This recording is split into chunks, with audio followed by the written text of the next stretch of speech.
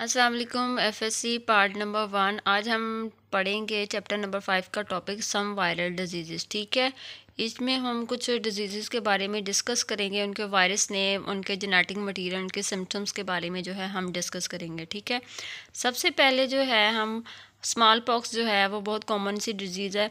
ठीक है, इसका वायरस का नाम जो है पॉक्स वायरस है। ठीक है, और इसका जेनेटिक मटीरियल ये है कि इसके अंदर डीएनए जो होता है इन्वेल्व्ड होता है। ठीक है, 1980 में इरेडिकेट फ्रॉम द वर्ल्ड, ये जो थी बीमारी दुनिया से ख़त्म हो गई थी। ठीक है, अब इसके सिम्टम्स ये हैं कि इसके अंदर जो हैं वो स्किन के ऊपर फ्लूइड वेजिकल्स बनते हैं और उसके बाद वो फट जाते हैं, फिर उसके बाद ज़ख़म से बन जाते हैं। ठीक है, जिनको पॉक्स कहते हैं। ठीक है, और ये चाइना में जो वबाई बीमारी थी उसके ख़िलाफ़ जो है, स्मॉल पॉक्स के ख़िलाफ़ जो है कि एक वैक्सीन तैयार की गई फिर 1950 में। ठीक है, फिर वो इम्यूनाइज्ड हो गई। ठीक है, अब सिम्टम्स ऐसे पड़ेंगे कि raised fluid filled vesicles on the skin and become postulates later and form scars, यानी कि ज़ख़म बन जाते हैं जिनको पॉक्स कहते हैं। Epidemic in China 1950 immunised against small pox. ठीक है, अब नेक्स्ट जो है हम पढ़ेंगे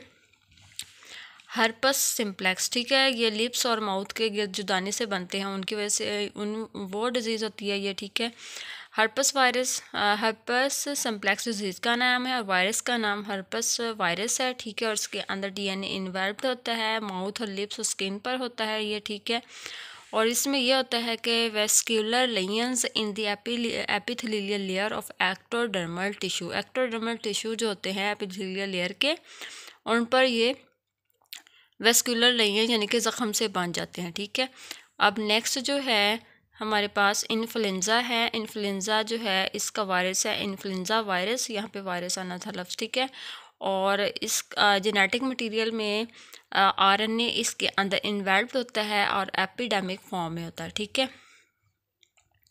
इसके सिम्टम्स ये हैं कि इसके अंदर running nose, fatigue, fever and cough, यानी कि नाक बहता है और थकावट सी रहती है, बुखार होता है और खांसी वगैरह जो होती है वो आती है। इन्फ्लुएंज़ा ये ज़ुकाम वगैरह जो होता है। ठीक है, वो इसके अंदर कौन सा वायरस होता है इन्फ्लुएंज़ा वायरस, यहाँ पे लफ्ज़ वायरस भी आना था। ठीक है, नेक्स्ट अगली डिज़ीज़ हम पढ़ेंगे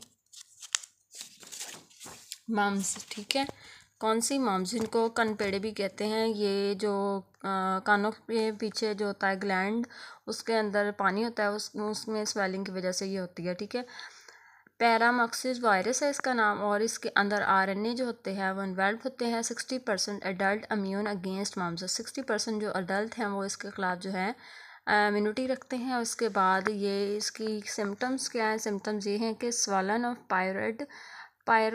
पायरोटिड ग्लैंड, ये पायरोटिड ग्लैंड जो होता है वो स्वेल कर जाता है। ठीक है, सूज जाता है, कानों के पीछे ये होता है। ठीक है, wide spread contagious disease seldom fatal. ठीक है, ये अछूती बीमारी और कभी कभार इसकी वजह से जो है वो हलाकत भी पेश हो सकती है।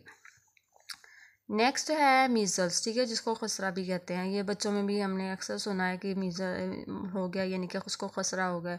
ठीक है, इसके अंदर भी आरएनए इन्वॉल्व होता है और इसका वायरस का नाम भी जो है वो माम्स वाला ही है, पैरामैक्सिस वायरस। ठीक है, पैरामैक्सिस वायरस है। ठीक है, और इसके अंदर equal susceptible in childhood and adult, ये चाइल्डहुड यानी कि बच्चों में और अडल्ट में जो है बराबर होती है। ठीक है, और इसकी सिम्टम्स ये है कि इसके अंदर रेड रैशेस बन जाते हैं स्किन के ऊपर, वाइड स्प्रेड है, बहुत फैली हुई है, और इसके बाद कॉमनस्ट डिजीज़ है।